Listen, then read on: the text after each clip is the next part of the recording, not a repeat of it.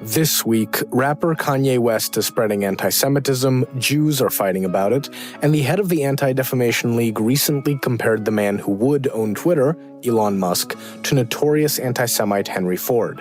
How are these things all connected? By a failure of Jewish leadership on internet policy. Let's dive in.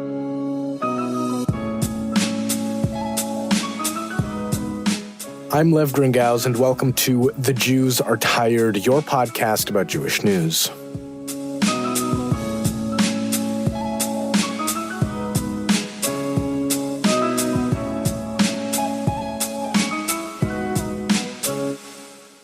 This episode is sponsored by Jewfolk Inc., that's right, which is hosting its first in-person fundraising event, Folk Fest, on October 30th at Minnesota Hillel. From music and art to food and fun, Folk Fest 22 will be a celebration for you. In order to celebrate the 10,000 ways to be Jewish, Folk Fest will have an array of activities including fun for the family, hands-on crafts, and interesting speakers. The festival will culminate with a special acoustic solo concert from Minnesota's own Peter Himmelman. For more information and to buy your tickets, go to tcjewfolk.com/folkfest. The link is also in the podcast notes. If you want to subscribe to our weekly TC Jewfolk newsletter for all the local Minnesota Jewish news, or our new monthly podcast newsletter where you can get updates on all our podcasts, or our soon-to-fully-launch newsletter for Cincinnati Jewish news, go to tcjewfolk.com and hit that subscribe button at the top of the screen. We also recently updated our food podcast, now called Not Your Bubby's Nosh, so go check that out as well. As of the release of this podcast, it's day 232 of Russia's war in Ukraine. If you want to donate to help Ukraine, there's a link in the podcast notes with resources to do that. Okay, on to the main story of this episode, internet policy, specifically content moderation policy, why it needs to be the real focus when anti-Semitism happens online, and my worry that Jewish leadership seems to be failing us when it comes to explaining and advocating for internet policy that is good for the Jews and other marginalized groups. This is especially important right now when we are on the verge of internet platforms being entirely unable to deal with anti-Semitism online. And stay with me, just hold on, push down that instant frustrated thought I know you had that said, well, they're already unable to deal with anti-Semitism online. It's not the way you think.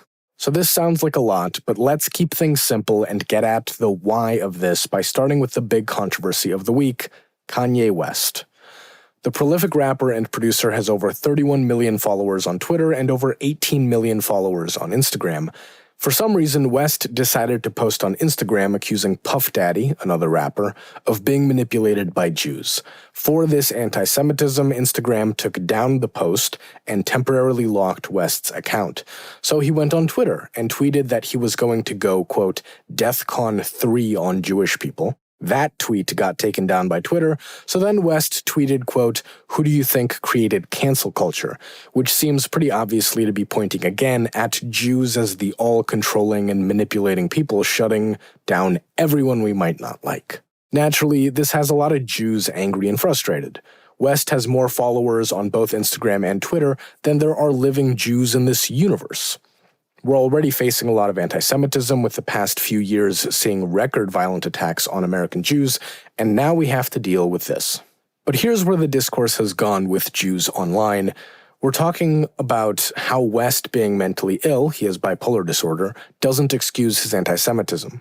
Or we're relitigating the historical Black-Jewish Civil Rights Alliance, as some Jews complain that Black people aren't good enough allies to Jews when we face hate. Or like the Los Angeles Holocaust Museum, we're engaging in a typical let's educate approach by inviting West to visit the museum to learn about anti-Semitism. And that might sound like a completely standard sort of set of responses to anti-Semitism, but here's the problem. Want to talk about mental illness? Okay. Want to get in a fight about Jews and the civil rights movement, even though the Jews and rabbis involved in it were looked down upon by most of the American Jewish community for bothering with Black civil rights? Fine. Want to talk about the Holocaust? Inescapable, really. But none of that addresses the actual core issue at play, and this is going to sound really weird, but it's because the problem is not the anti-Semitism. The problem is how easy it is for anti-Semitism to spread online on platforms like Twitter and Instagram. Now, I'm not saying anti-Semitism isn't bad and that we shouldn't be addressing it. Anti-Semitism is obviously bad. But the bigger issue with Kanye West's anti-Semitism is that he has a combined 50 million followers on Twitter and Instagram who had easy, direct access to consume and be influenced by his anti-Semitism. This is a communication and an access problem, and a question of how platforms deal with that kind of thing. In other words, a policy problem about moderating hate online, especially given that Kanye West is far from the only person spreading anti-Semitism online. And just to be explicit about this, because some people need the reminder, don't make the mistake of getting so focused on anti-Semitism from Black Americans like West that you forget about the waves of institutional anti-Semitism coming from white people and white politicians in this country. West is a useful example for this episode as a public figure and what he represents, which recently has actually been a lot of white supremacist ideology. But a lot of fine lines here to sort of zero in on West when there's a lot of anti-Semitism online from a lot of people, including lots of white people, that doesn't get the kind of outcry that West got. And this isn't just a question for social media platforms, obviously. Kanye West recently went on Tucker Carlson's Fox News show, where he also said anti-Semitic stuff. Fox News, coincidentally, has more viewership than CNN and MSNBC combined, and runs on white nationalist and Russian propaganda. And Carlson's show has the largest audience in cable news. That's a huge platform for West's anti-Semitism, also for Carlson's anti-Semitism. But we can talk about fixing Fox News in another podcast for another time. Let's keep our eyes on the ball, which in this case, again, is internet policy, so let's get into what I actually mean by that. Coming back to Kanye West's post and tweet that got taken down, companies like Twitter and Instagram, which is owned by Facebook, have a First Amendment right under the U.S. Constitution to edit, moderate, and manage the content that appears on their platforms. The government can't force them on whether or how to take down content or, even to leave it up. The companies get to decide that on their own. And that's why social media companies can legally take down West's anti-Semitic posts, and West can't sue them for it. I mean, he can try, but it probably won't go anywhere. That's the legal how of social media dealing with this sort of content. But as private companies, there's also a question of why, meaning the actual motivation that the company cares at all about trying to moderate anti-Semitism and other hate speech on their platform. Now, this sounds pretty straightforward, right? Bad content can be taken down, and if the platform cares, they will take it down. There's obviously a whole lot more to this, like the fact that it's impossible to straightforwardly moderate content for millions of posts and comments a day. There's also the real complaint many Jews have that these platforms really suck at taking down obviously anti-Semitic and hateful stuff, which is why we still have way too much Holocaust denial floating around online. But for the sake of this episode, let's keep things simple. As Jews, we want there to be less anti-Semitism online. The legal ability and the private motivation allows companies to try and do that, which, despite our frustrations, they have been trying to do in recent years. Again, that's why Kanye West's anti-Semitic posts got taken down, and to be fair, taken down pretty quickly. But there is a real possibility that companies will soon not have the ability or the motivation to deal with anti-Semitism and other hate online. In other words, Kanye West's anti-Semitic posts wouldn't be taken down or blocked at all, and neither would anyone else's anti-Semitic posts. So what's happening? Well, let's start with the challenge to the legal ability of companies to moderate content. A lot of people, for a variety of reasons, are angry at social media companies and think that they need to be more regulated. Some of those people include Republicans, who are angry because they think social media discriminates against conservative viewpoints online. This is not true, by the way. Despite some high-profile examples like Donald Trump being taken off Twitter, every piece of data analysis, including from social media companies themselves, shows that the top-performing posts and articles are consistently right-wing. Nonetheless, with this made-up concern about conservative voices being silenced online, a variety of Republican-controlled states have been passing or trying to pass legislation to regulate social media companies. Some of those efforts, like in Utah and Florida, have been shot down, but Texas has been a different story. The Texas legislature passed a law that pretends to be about stopping online censorship, but it defines the term censor as, quote, to block, ban, remove, deplatform, demonetize, deboost, restrict, deny equal access or visibility to, or to otherwise discriminate against expression." End quote. Now, that's a lot of words, but they boil down to the basic tools a place like Twitter uses to moderate content. Kanye West's anti-Semitic tweet was blocked and removed, and his account was temporarily put on hold, which in turn denied access and visibility for the tweet to everyone else on Twitter. Which, from a Jewish standpoint, is good. Twitter took down the anti-Semitism and made it so people couldn't see it anymore. And this is where we run smack into the issue with the Texas social media law. Under that law, Twitter wouldn't have been able to do any of those things, and the anti-Semitic tweet would have been forced by the law to stay up. Here's how broadly this Texas law is written. Social media can't censor, quote, a user's expression, or a user's ability to receive the expression of another person based on 1. The viewpoint of the user or another person, 2. The viewpoint represented in the user's expression or another person's expression, or 3. A user's geographic location in this state or any part of this state. End quote. Translating that to normal English with a Jewish example, under this law, Twitter cannot stop someone from posting "the Holocaust is a fake event made up by Jews." Twitter can't delete that tweet because the tweet is expression from a user, and Twitter would be held legally liable for discriminating against a viewpoint by doing so. Twitter also can't stop other people and users from seeing that post or tweet, which would be another way to stop it from spreading, but stopping other users seeing this Holocaust denial would be shutting down, quote, a user's ability to receive the expression of another person based on the user or another person. So this Texas law is a huge violation of established First Amendment law about private companies' ability to moderate content on their own platform. And you might be thinking, okay, so Texas has a crazy law. How does that affect the rest of us in, say, Minnesota? Well, the internet is really hard to keep track of across state lines. It's hard to suddenly have one vastly different corner of Twitter or TikTok just for Texas. What if someone uses a VPN and Twitter can't tell that person is in Texas and moderates something they say, thus running into the Texas law by accident? Too much of a risk. So the easiest option for social media companies ends up to apply the Texas law to their entire platform to try and avoid any issues with it. So all of Twitter, no matter where you are, would become more easily populated by hateful content. Because you can argue any piece of hateful content is just a viewpoint, and Twitter would struggle to legally take it down under this Texas law. Normally, this kind of completely absurd law would be shut down as unconstitutional, and that's what happened at first. A district court judge in Texas threw out the law for violating the First Amendment. But on appeal, the case went to the Fifth Circuit Appeals Court, which upheld the law. So now this law goes to the Supreme Court for a final round of judging, which the Supreme Court could say, nope, we're not dealing with this, and let the law come into effect. Or they can rule on it and say it's unconstitutional and throw it down. Or they can rule on it, and with a conservative majority that has already broken a lot of legal precedents because they felt like it, the Supreme Court could uphold the law in part or in whole. Which is a long way of saying if you want anti-Semitism taken down online, that's not going to happen after this law. Or if it does, it will be much, much harder if this law or parts of this law come into effect.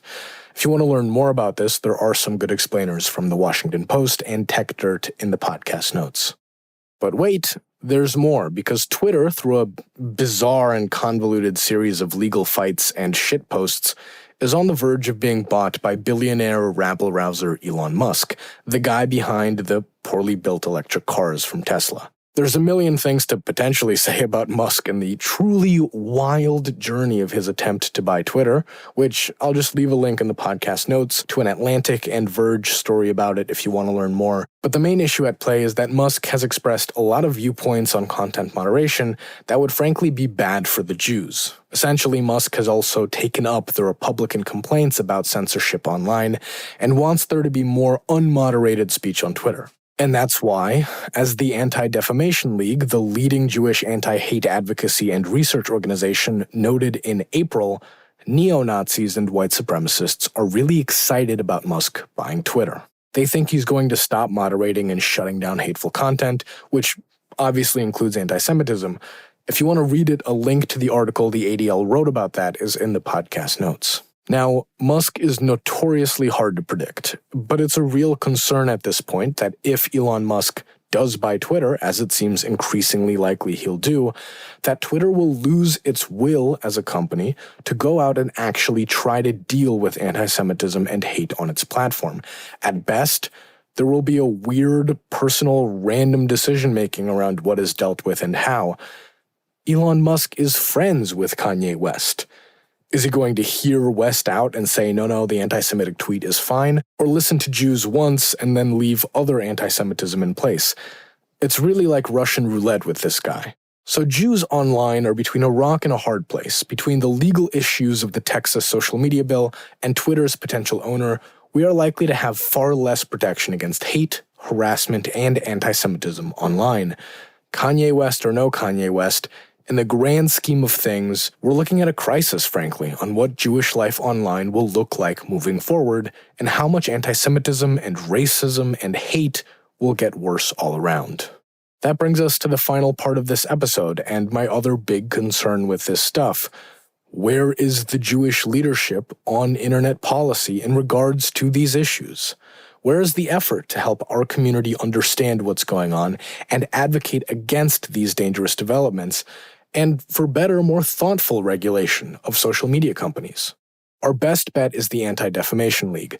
ADL researchers study this stuff. They are some of the foremost authorities on extremism and hate online, and are a huge part of the conversation on how to address this stuff through changing internet policy and regulations. I'll leave some links in the podcast notes to parts of their website where they talk about internet policy, not necessarily to the depth I'm satisfied with, honestly, but they're there. But seemingly something is not getting through at the top of the ADL. Here's example number 1. In response to Kanye West's tweets, here's what the ADL tweeted, quote, "The behavior exhibited this week by Kanye West is deeply troubling, dangerous, and anti-Semitic, period. There is no excuse for his propagating of white supremacist slogans and classic anti-Semitism about Jewish power, especially with the platform he has." End quote. Honestly, that's a pretty boilerplate condemnation of anti-Semitism, but pay attention to the last little bit, that especially with the platform he has. Language like that keeps us, as Jews in the Jewish community, focused on trying to fix the individual anti-Semitism that pops up from West and any number of other people. Oh, he has a platform, he should be more responsible with it, let's get him to see the light or try and shut him down. We need to understand that anti-Semitism online is not just a Kanye West problem. It's not just an individual having a lot of followers issue. This isn't some random platform we know nothing about and have no influence over as citizens of this country. This is an American company that abides by certain rules and laws that could be changing very soon that influence how anti-Semitism is dealt with online. If we don't understand the mechanics of these platforms, we can't stop the bad changes, and we definitely can't try to make good changes. And instead, we'll keep fighting over every unfixable aspect of this problem and fighting over the philosophy of anti-Semitism instead of trying to work on an actual big-picture solution to what is a really huge, complicated problem tied up in all kinds of speech issues, hate and harassment online. And look, I understand the need to get out there with a condemnation of, famous person did anti-Semitism, say something. But for the ADL to, at this stage, not be focusing on the broader issues at play with content moderation that are really encapsulated in this whole situation, it's baffling to me. We won't fix anti-Semitism online by focusing one person and follower count at a time, no matter how big they are.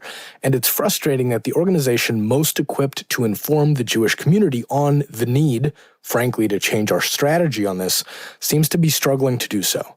And that leads me to the final example of this, a mistake made by Jonathan Greenblatt, the CEO of the ADL, a week ago on Friday. Greenblatt was on CNBC talking about Elon Musk and the potential for Musk to own Twitter, and Greenblatt said, quote, "Elon Musk is an extraordinary innovator, the Henry Ford of our time," end quote. Now, this is plainly stupid. Greenblatt was talking about Musk's business sense, and to be fair, raging success with companies like Tesla and SpaceX, Musk does have a very impressive business resume. I get it. Henry Ford was the big-name business guy equivalent of the early 20th century. The problem is, Henry Ford was also a raging anti-Semite and supporter of Adolf Hitler and the Nazis, so comparing him to Musk in a good way for Jews is weird. So again, obviously a stupid comparison for Jews to be making favorably. But I don't actually care about it directly. Greenblatt is head of an organization that deals with a million things, he's got a lot on his plate, we all say and do stupid stuff. Fine. He apologized for talking well about Henry Ford afterward. Here's the actual issue I have with this. What is the head of the ADL doing? Going on TV, talking nice about a guy who, if he owns Twitter, according to the ADL itself, it will probably be bad for a lot of people, including the Jews. What are we doing when the head of the ADL is out here talking like Elon Musk might just business think our way out of content moderation, speech, and regulation problems? What does that mean for how Jews approach a change that might really not be good for us, no matter how business savvy Elon Musk might be? And again, in some sense, I get it. If Musk is going to own Twitter and run things on such a personal, unpredictable tech bro basis, then to have a spot at the table, I guess you got to try buttering him up and saying nice things about him. If that's the reality, someone has to play the game. But setting aside everything that's wrong with that kind of tech bro culture and what it could mean for Jewish safety online, I'm still incredibly frustrated that this is the public approach Jonathan Greenblatt and the ADL chose to take. Again, where does that leave us? If anti-Semitism increases under Musk's ownership, do the Jews just try asking really nicely for him to help us and say how pretty and smart Musk is to motivate him? What are we doing here? This kind of approach fits into the same thing as before, on a public level, making it seem like we don't have many options to address hate online. We do. The ADL knows a lot about some of the things we can do that involve actual internet policy. But why isn't that the public conversation, to inform Jews about what's going on? And frankly, it's not like First Amendment law or personal motivations are the only thing that can affect content moderation by companies. We've got a whole government agency, the Federal Trade Commission, whose job it is to regulate and rein in big, powerful companies like social media companies. But the FTC is understaffed and underpaid and therefore can do very little. But when it comes to Twitter, I'm not seeing Greenblatt and the ADL talk about how important it is for Jews to, maybe advocate for more resources for the FTC to bypass any potential problems with Musk owning Twitter.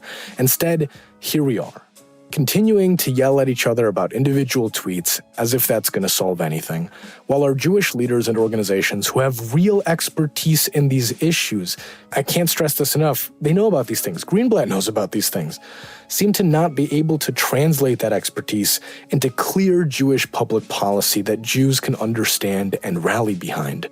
Or they'd rather translate that to sweet-talking the tech bros.